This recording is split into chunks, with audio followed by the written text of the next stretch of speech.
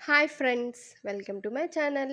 ఈరోజు ఈ వీడియోలో నేను మిఠాయి ఎలా చేయాలో చూపిస్తాను.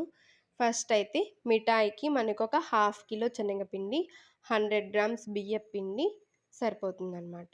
దానికి ఒక 100 గ్రామ్స్ ఆయిల్ బాగా వేడి చేసి బాగా మరుగుతున్నప్పుడు మనం ముందుగా తీసి పెట్టుకున్న శనగపిండి బియ్యం పిండిలో వేసేసి కొంచెం సోడా ఉప్పేసి అది మొత్తం బాగా కలిపేలాగా పిసకాలనమాట. అంటే బాగా మొత్తం కలిసిపోయేలాగా పిసికిన తర్వాత కొంచెం కొంచెంగా వాటర్ వేసుకుంటూ చపాతీ పిండి కంటే కొంచెం లూజ్‌గా ఉండేలాగా కలుపుకుంటే సరిపోతుంది.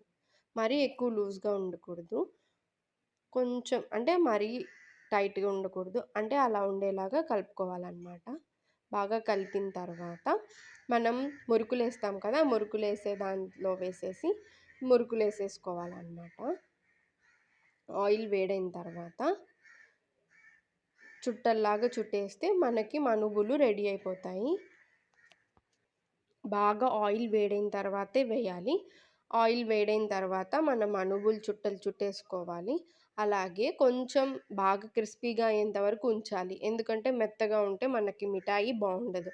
సో, ఇలా కట్ చేసినప్పుడు క్రిస్పీగా అనిపించాలనమాట. అంతవరకు ఉంచాలి.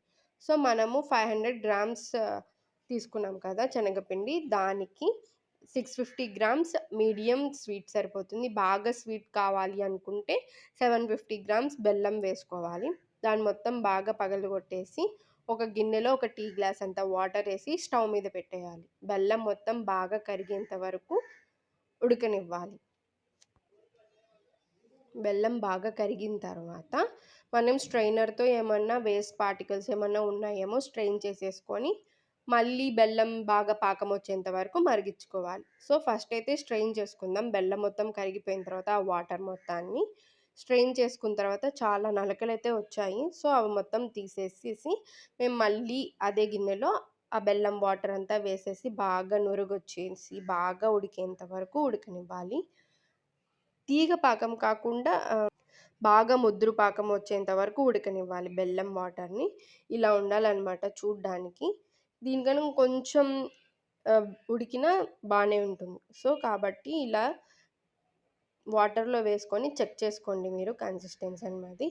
బాగా ఇలా ఒక రౌండ్ బాల్ లాగా వచ్చినప్పుడు సరిపోతుందనమాట. ఇంకా స్టవ్ ఆఫ్ చేసేసి మనం ముందుగా చేసి పెట్టుకున్న మురుకులు, మనుబులన్నిటిని బాగా చిన్న చిన్న పీసెస్‌గా స్మాష్ చేసి పెట్టేసుకోవాలనమాట.